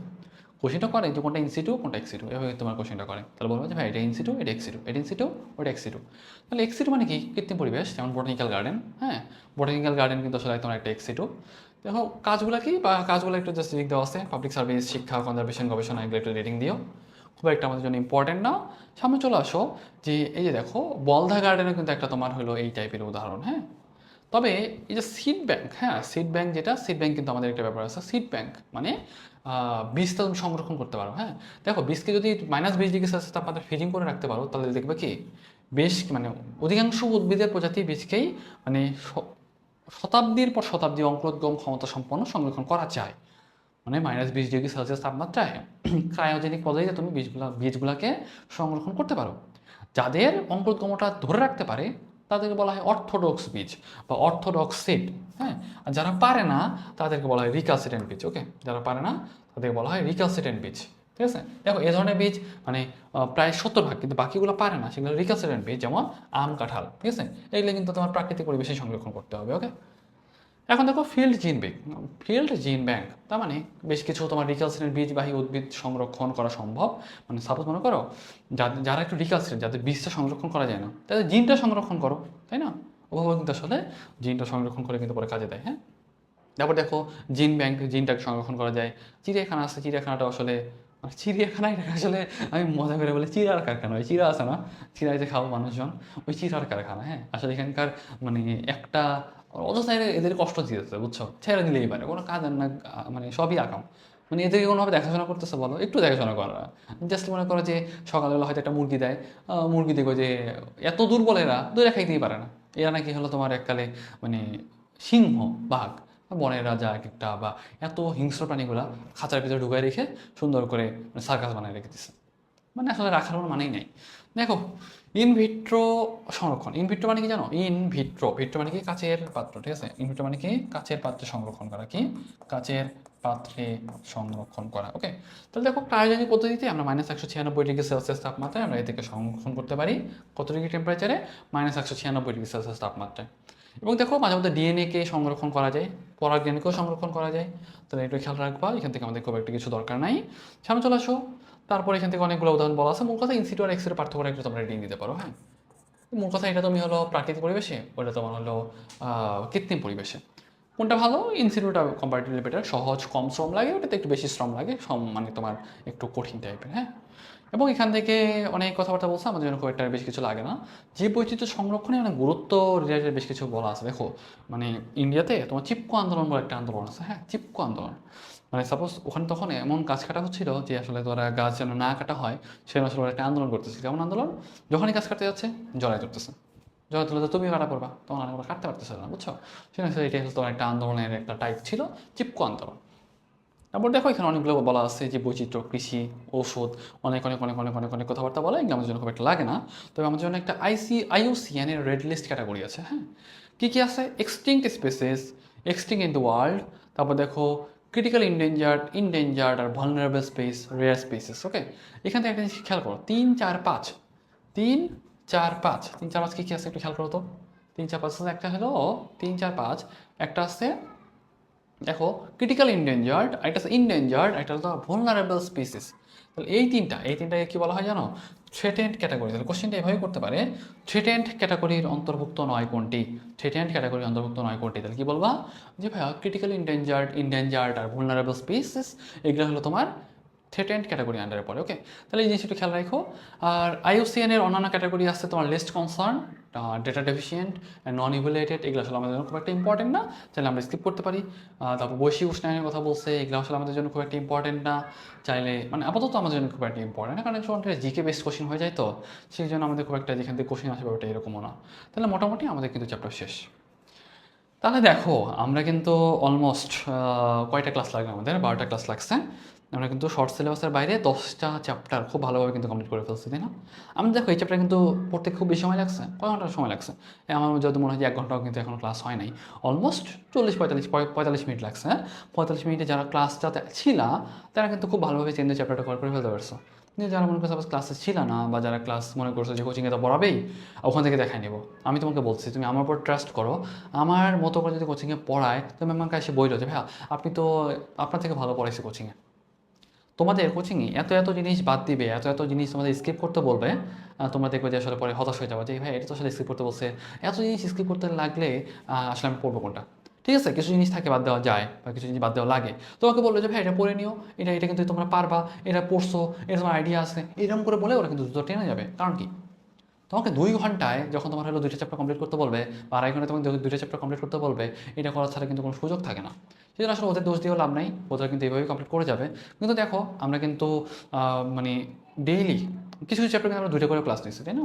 2টা করে ক্লাস নিয়ে হলে কিন্তু আমরা এই চ্যাপ্টারগুলো কভার করার চেষ্টা করছি। সো তোমরা যারা অলরেডি অনেকে কোচিং শুরু হয়ে গেছে, আমি জানি যে আজকে থেকে মোটামুটি কারো না কারো, যাদের সোমবারের দিনগুলো ছিল তাদের হয়তো ক্লাস শুরু হয়ে গেছে, যাদের মানে রবিবার মঙ্গলবার তাদের কিন্তু অলরেডি 2 দিন হয়ে যাচ্ছে। আলটিমেটলি তোমরা কিন্তু একাডেমিকের এই যে যাত্রা যেটা, সেটা কিন্তু অলরেডি চলে আসছো। তোমাকে এই সময়টা ভালোভাবে কাজে লাগাইতে হবে এবং ইনশিওর করতে হবে তুমি তোমার বেস্ট এফোর্টটা দিচ্ছ। তাহলে দেখো তুমি কিন্তু ভালো একটা জায়গায় চান্স পাওয়া, অবশ্যই তুমি চান্স পাওয়ার দাবিদার। এখন মনে করো সাপোজ তুমি যদি পড়াশোনা না করো, তো মনে করো তোমাকে কোচিংয়ে বলছে যে এটা তোমার পড়ে নিও, ওটা কিন্তু পড়তে হবে, এটা তুমি দেখে নিবা, এটা পারো, তুমি পারো ঠিক আছে, তুমি ওখানে বলে যে হ্যাঁ হ্যাঁ পারি, তো বাসায় এসে দেখার কোনো খবর নাই, বাসায় এসে বই উল্টানোর কোনো খবর নাই, সারাদিন এসে তুমি ঘুম পাড়তেছো, ফোন চাপতেছো, ফ্রেন্ডের সাথে আড্ডা দিতেছো, তুমি মনে করো সাপোজ নিজের মতো করে সময় নষ্ট করতেছো। তো তুমি মনে করো এইভাবে যদি সময় চলে যাবে, বা তুমি যদি মনে করো যে ভাই এইভাবে আসলে খুব ভালো দিন যাবে, তারপরে কিন্তু আসলে তুমি কিন্তু বোকার স্বর্গে আসছো, বুঝছো? সেই জন্য তোমাকে ইনশিওর করতে হবে যে তুমি তোমার অ্যাডমিশন টাইমের প্রত্যেকটা টাইম বেস্ট ইউটিলাইজেশন করতেছো এবং বেস্ট ইফোর্ট দিয়ে তুমি চ্যাপ্টারগুলো কভার করে নিতেছো এবং ইনশিওর করতেছো তোমার ডে বাই ডে তুমি একটা বেটার পজিশনের দিকে যাচ্ছ। তাহলে দেখবা তুমি কিন্তু ভালো একটা জায়গায় যেতে পারবা। অনেক অনেক মোটিভেশন দিলাম তোমাদের। দেখো আমাদের কিন্তু 12টা চ্যাপ্টার, সরি 10টা চ্যাপ্টার, 12টা ক্লাস, অলরেডি প্রত্যেকটা ক্লাসে তোমাদের কিছু কিছু জ্ঞানমূলক কথাবার্তা বলার চেষ্টা করছি। অ্যান্ড আমাদের কিন্তু আজকে থেকে বায়োএক্সট্রা সিরিজের যে ক্লাসগুলো ছিল সেগুলো কিন্তু আমাদের শেষ। আর ক্লাসগুলো যদিও যারা দেখো নাই এখনও, তারা কিন্তু আমাদের ইউটিউব চ্যানেলে পেয়ে যাবা, মেডিকো ফাইল লিখে সার্চ করলেই পাবা, MEDICOPHILE, মেডিকো ফাইল। ওকে, মেডিকো ফাইল লিখে যদি তোমরা সার্চ দাও তাহলে কিন্তু তোমরা ওখানে পাবা। আর আমাদের গ্রুপেও কিন্তু আপডেটগুলো তোমরা একটু দেখতে পারো। তোমরা হয়তো আমাদের গ্রুপে অনেকেই যুক্ত আছো, যারা যুক্ত নাই তারা যুক্ত হয়ে যাও। আর আমাদের হয়তো একটা মেন্টরশিপ ব্যাচ আসতেছে, সেটার একটা আমরা লাইভ সেশন অ্যারেঞ্জ করার চেষ্টা করবো। মেন্টরশিপ ব্যাচটা বলতে অ্যাকচুয়ালি যেখানে আমরা তোমাদের জন্য যাবতীয় গাইডলাইন, সাপোজ মনে করো কোচিংয়ে তোমরা পড়তেছো, যেই জায়গাগুলো তোমরা আটকে যাচ্ছ সেইটা তোমার বোঝায় নেওয়ার জন্যে, বা সাপোজ মনে করো তোমরা একটা জিনিস আটকে গেলা, কাউকে না কাউকে যদি তোমাকে যদি একটু দেখাই দিত আমার জন্য ইজি হয়ে যেত না, সেটার জন্য আমরা একটা মেন্টরশিপ ব্যাচের চিন্তাভাবনা করতেছি, যেটাতে আমরা হয়তো অল্প কিছু স্টুডেন্ট নিব এবং সেখানে আমরা 35টা এক্সাম নেওয়ার প্ল্যান করছি। এবং সেখানে তোমরা তোমাদের কোচিংয়ে মনে করো কোনো একটা কোশ্চিন তুমি আটকে গেছো, সেটা তুমি ওখান থেকে বুঝাই নিতে পারবা। আমাদের উইকলি আমাদের গাইডলাইন সেশন থাকবে এবং সেখানে তুমি আমাদের 35টা এক্সাম থাকবে। দেখো আমাদের উইকলি 12টা এক্সাম রাখা হয়েছে, 3টা মান্থলি এক্সাম রাখা হয়েছে এবং ফাইনাল মডেল টেস্ট হিসেবে 20টা তোমার এক্সাম রাখা হয়েছে, যেখানে পেপার ফাইনাল, সাবজেক্ট ফাইনাল এবং মডেল টেস্ট এক্সামগুলো থাকবে। তারপর দেখবে যে এখন তোমরা তোমাদের যে প্রবলেমগুলো সেগুলো তুমি গ্রুপে দিতে পারবা, সেখানে আমি থাকবো, তোমাদের আরও 1-2জন মেন্টর থাকবে যারা তোমাদের জন্যই অ্যাসাইন্ড এবং তারা তোমাদের কোশ্চেনগুলো অ্যান্সার দিতে পারবে। তুমি একটা কোশ্চেন পারতেছো না, সেটা অ্যান্সারটা তারা দিয়ে দিবে, কীভাবে অ্যান্সার করতে পারলে, কীভাবে অ্যান্সার করলে সুবিধা হতো, সহজ হতো, সেটা তোমাদের দেখা দিতে হেল্প করবে। ওকে, সো যারা আমাদের গ্রুপে অ্যাড আছো তারা তো অলরেডি জানো যে আমাদের এই ব্যাপারটা সম্পর্কে, বা আমরা যে এটা করতেছি বা এটার ডিটেলস, ভর্তি হওয়ার ডিটেলস তোমরা গ্রুপে পেয়ে যাবা। অ্যান্ড কোর্স ফি অনেক কম রাখা হয়েছে, 999 টাকা। আই থিঙ্ক 7 তারিখ পর্যন্ত তোমাদের প্রি বুকিং চলতেছে, 7 তারিখ পর্যন্ত তোমাদের 999 টাকায় ভর্তি হতে পারবা। আর তারপর হয়তো ফিটা বেড়ে যাবে। তারপর যারা ক্লাসগুলো রেগুলার করছো আই থিঙ্ক তাদের তো আসলে খুব একটা দরকার নেই। আর যারা আমার সাথে পার্সোনালি কানেক্টেড আছো তারা তো আছোই, যারা আমাদের হোয়াটসঅ্যাপ গ্রুপে যুক্ত আছো তাদের তো আমার সাথে একবার কথাই বলতে পারতেছো। তারপর যদি মনে করো যে ভাই এক্সাম ব্যাচটার জন্য আমি ওখানে যুক্ত হতে চাই, সেটাও করতে পারো, তোমাদের উপর ডিপেন্ড করবে। বাট তোমাদের এই চ্যাপ্টারগুলো যত ডিটেলসে আমি কভার করার চেষ্টা করছি, এত ডিটেলসে তোমাদের কোচিং জীবনেও পড়াবে না। তুমি জাস্ট কোচিংটা শুরু হয়েছে, তুমি বলতে পারবা যে এত ডিটেলসে তোমাদের পড়াচ্ছে কি না বা কেমনে পড়াচ্ছে, তুমি দেখলে বুঝতে পারবা। বলে যে ভাইয়া তোমার তো দাগানো বই দিয়ে দিছি, দাগানো বই থেকে দাগাই নিও। ভাই দাগানো বইয়ের বাইরেও কত জিনিস যে লাগে কোনো খবর নাই। আবার অনেক জিনিস দেখবে যে দেখানো আছে, ওই জিনিস লাগেই না। দেখানো বই জিনিসটা কি অ্যাকচুয়ালি বলো তো? দেখানো বই জিনিসটা হলে অ্যাকচুয়ালি যে সাপোজ মনে করো আমার মতো একজন স্টুডেন্ট, অথবা সাপোজ মনে করো সে অনেক দিন ধরে পড়াচ্ছে, তার ধারণা অনুযায়ী মনে হচ্ছে যে এটা একটু ইম্পর্টেন্ট, এটা আমি একটু পড়া দরকার, বা এটা একটু আসতে পারে, এটা আমি একটু বলে দিলাম। এই জিনিসটা হচ্ছে দাগানো লাইন। তার মানে আমি তো একটা মানুষ, তাই না? আমার কিন্তু কোনো লাইন বাদ যাইতেই পারে। এমন হইতে পারে সাপোজ আমি হয়তো একটু বেশি দাগাইছি, মনে হচ্ছে হ্যাঁ দাগাই দিই, এটা একটু ইম্পর্টেন্ট মনে হচ্ছে।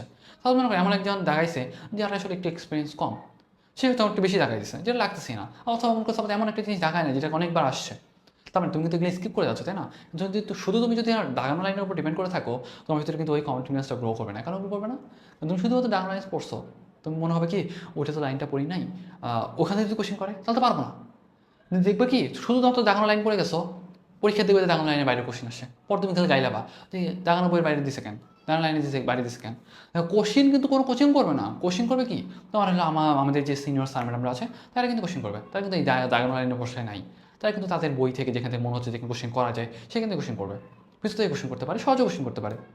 দাগানো লাইনগুলো হলো একটা স্ট্যান্ডার্ড, বা সাপোজ মনে করো যে জাস্ট একটা মানে ফর্মা টাইপের, যে তুমি এটাকে ফলো করতে পারো। কিন্তু দাগানো লাইনের আশেপাশে যে ব্যাপারগুলো থাকে সেগুলো কিন্তু তোমাকে ভালোভাবে পড়তে হবে। ওকে, দেখো তোমাদের আমি যতটুকু পড়াইছি এইটুকু যদি তুমি অন্তত যেটুকু দাগাই দিচ্ছি ক্লাসে, যেটুকু পড়াইছি, কীভাবে পড়াইছি, এইটুকু যদি তুমি ইনশিওর করতে পারো যে হ্যাঁ তুমি এখানকার একটা জিনিসও মানে এমন নাই যেটা তুমি বোঝো নাই বা সব ভালোভাবে বুঝছো, তাহলে আশা করা যায় তুমি ডেলি এক্সামগুলো বা উইকলি এক্সামগুলো যখন দিবা তখন তুমি অনেক অনেক কিছু কমন পাবা। তারপর দেখো অনেকের কনফিউশন থাকে যে একাধিক বই পড়তে হবে কিনা।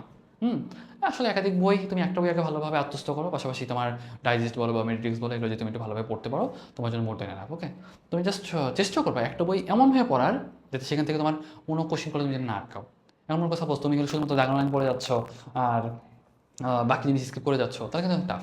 তবে প্রথম 1 থেকে 2 বার অ্যাটলিস্ট সবগুলো জিনিস পড়বা, তাহলে কিন্তু তোমার একটা আইডিয়া চলে আসবে যে ভাই এখান থেকে এই জিনিস আসতে পারে, এখান থেকে এই জিনিস আসতে পারে, এইখান থেকে কিন্তু ওই জিনিসটা এখান থেকে আর বেশি কিছু নাই, এখান থেকে ইম্পর্টেন্ট কী করে আছে, তখন কিন্তু তোমার পড়তে সময় কম লাগবে। ওকে, তাহলে আই থিঙ্ক অনেক অনেক অনেক অনেক টেকনিক তোমাদের দিচ্ছি। তারপর আমাদের গ্রুপে রেগুলার কানেক্টেড থাকো। ওখানেও আমরা অনেক জিনিস তোমাদের সাথে শেয়ার করার চেষ্টা করবো। তোমাদের গাইডলাইন বলো, তোমাদের কীভাবে পড়তে হবে সেটা বলো। পাশাপাশি আমাদের মেন্টরশিপ ব্যাচ তো আছেই, যারা কানেক্ট হতে চাও সেখানে কানেক্ট হতে পারো। আর আমাদের গ্রুপের সাথে কানেক্ট থাকো। আমাদের হোয়াটসঅ্যাপে যারা আছো সেখানে তোমরা কোশ্চেনগুলো জিজ্ঞাসা করো। তোমরা হয়তো ক্লাসগুলো রেগুলার কতটুকু করতে আমি জানি না, বাট রেগুলার ক্লাসগুলো করার চেষ্টা করবে, কারণ তোমাদের জন্যই ক্লাসগুলো অ্যাকচুয়ালি নেওয়া। তারপর যদি তোমরা ক্লাসগুলো রেগুলার না করো তাহলে আমাদের মানে পরিশ্রমটাই তো বৃথা, তাই না? তোমাদেরকে কেন মানে এই ক্লাসগুলো নেওয়া হচ্ছে, মানে কেন অ্যাকচুয়ালি এই ক্লাসগুলো নেওয়া হচ্ছে? ক্লাসগুলো নেওয়া হচ্ছে যাতে তোমরা কোচিং শুরু হওয়ার আগেই অ্যাটলিস্ট অনেকটা আগায় থাকো। বুঝতে পারছো? দেখো তুমি যারা ক্লাসগুলো রেগুলার করছো, অনেকেই তো ছিল যারা ক্লাসগুলো রেগুলার করো নাই, তাদের কী হয়েছে? তাদের কি মানে কোনো কিছু যায় আসছে? যায় আসে না, তারা সময় ইচ্ছা মতো ঘুরে বেড়াইছে। কিন্তু তুমি এই ক্লাসগুলো করছো, তোমার যায় আসছে, এবং তুমি যে ক্লাসগুলো করলা তুমি কিন্তু অনেকটা আগায় থাকতেছো। তুমি কিন্তু বলছিলাম যে 50টা চ্যাপ্টারের মধ্যে তুমি 10টা চ্যাপ্টার আগায় রাখছো, তারপর শর্ট সিলেবাসের বাইরে যেটা তুমি যখন কখনো পড়োই নাই, তাহলে তুমি অলমোস্ট কিন্তু 100%, অলমোস্ট 20% আগে আছো, তাই না? তাহলে তোমাকে এই যে তুমি যে আগে আছো, তাহলে তোমাকে কিন্তু এটা এক্সট্রা একটা বুস্টার দিবে যে হ্যাঁ, আমি কিন্তু পড়াশোনা করি, আমি অবশ্যই চান্স পাবো ইনশাআল্লাহ। দেখো আমি তোমাকে একটা ব্যাপার বলি, নর্মালি অ্যাডমিশন টাইমে না হতাশ হওয়া যাবে না। তুমি জাস্ট ইনশিওর করবা তুমি তোমার ভিতরে হতাশাকে জেঁকে বসতে দিচ্ছ না। তোমাকে সবসময় এটুকু নিজেকে বোঝাতে হবে যে আমি পরিশ্রম করতেছি, আমি চান্স পাবো, আমি চান্স না পেলে কেউই পাবে না। যখন তুমি এই বুঝটা নিজের ভিতরে দিতে পারবা, তখন দেখবে কি তোমার ভিতরে আলাদা একটা পোটেনশিয়াল গ্রো করতেছে, তোমার ভিতরে একটা কনফিডেন্স আসতেছে। এই কনফিডেন্সে তোমাকে চান্স পাওয়া দিবে। দেখো আমি যখন অ্যাডমিশন টাইম, দেখো আমি আমার অ্যাডমিশন টাইমে আমি যেই কটা জায়গায় পরীক্ষা দিচ্ছি আমি সবগুলো চান্স পাইছি। বুয়েট বলো, ঢাকা ইউনিভার্সিটি বলো, এফএমসি বলো, রুয়েট কুয়েট বলো, ইভেন আমি সেকেন্ড টাইম দিয়েও চান্স পাইছি। মানে মেডিকেলের থেকে আবার একবার পরীক্ষা দিয়েছিলাম, 7.5 মাস কাটার পরও চান্স পাইছি। পাইছি তো, কেন পাইছি? আমি যে পরিমাণ পরিশ্রম করছি, আমার ভিতরে এই কনফিডেন্সটা গ্রো করছে যে হ্যাঁ আমি ইনশাল্লাহ চান্স পাবো। এবং আমি নিজেকে বোঝাইতাম যে হ্যাঁ জয়, তুই ভালো পড়াশোনা করতেছিস এবং তুই চান্স পাবি। তুমি তোমার নিজেকে এভাবে বোঝাবা যে হ্যাঁ তুই চান্স পাবি বা তোকে চান্স পাইতেই হবে। যখন তুমি নিজেকে এরকম একটা ভরসা দিবা, সাহস দিবা, তখন তোমার ভিতরে একটা পোটেনশিয়াল গ্রো করবে। তুমি তোমার নিজের ভিতর যে ল্যাটেন্ট বা সুপ্ত মানে প্রতিভাগুলো আছে সেগুলোকে বের করে নিয়ে আসতে পারবা।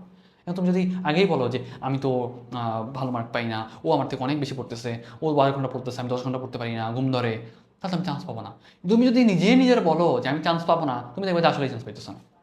নেগেটিভিটি খুবই দ্রুত ছড়ায়, বুঝছো? নেগেটিভিটি খুবই দ্রুত ছড়ায়। তুমি যদি ওই নেগেটিভিটির চাদর ভিতরে ঢুকে ফেলো, তোমার আর চান্স পাওয়া লাগবে না। ইনশিওর করবা তুমি নিজের সবসময় বোঝাইতেছো তুমি চান্স পাবে, এবং পজিটিভ মাইন্ডেড যে পোলাপান যারা আছে তাদের সাথে থাকবা, যারা নিজেদেরকে মনে করে যে অবশ্যই চান্স পাবে।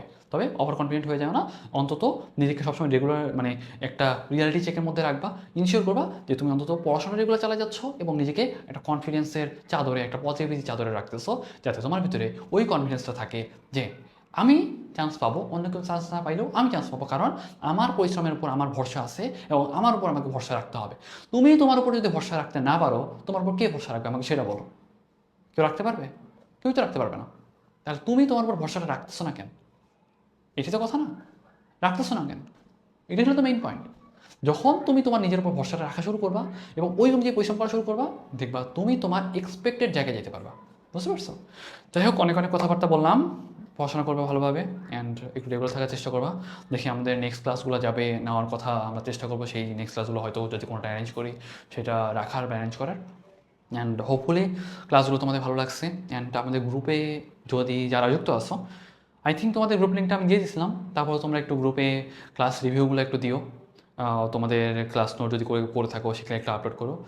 আই থিঙ্ক আমার ভালো লাগবে। অ্যান্ড অবশ্যই একটু যারা এখন আছো, হয়তো যে কজন আছো, তারা আমাদের গ্রুপে একটা করে রিভিউ দিয়ে দিও আমাদের বাই এক্সারসাইজ যে ক্লাসগুলো যেগুলো, সেগুলো তোমাদের কেমন লাগছে, তোমাদের উপকৃত হয়েছে কিনা, বা সেটা তুমি কাউকে সাজেস্ট করবা কিনা, জাস্ট তোমরা একটু একটা রিভিউ দিয়ে দিও। আই থিঙ্ক সেটা অন্যদের জন্য একটা বেটার অপশন হবে। অ্যান্ড আমি যে 10টা-12টা ক্লাস নিলাম, আমিও অন্তত সন্তুষ্ট হতে পারবো যে তোমাদের কিছু একটা শিখাইতে পারছি। ওকে, সো আমরা ক্লাস শেষ করি। অ্যান্ড থ্যাংক ইউ বিয়ান, অনেক অনেক ধন্যবাদ তোমাদেরকে। আসসালামু আলাইকুম।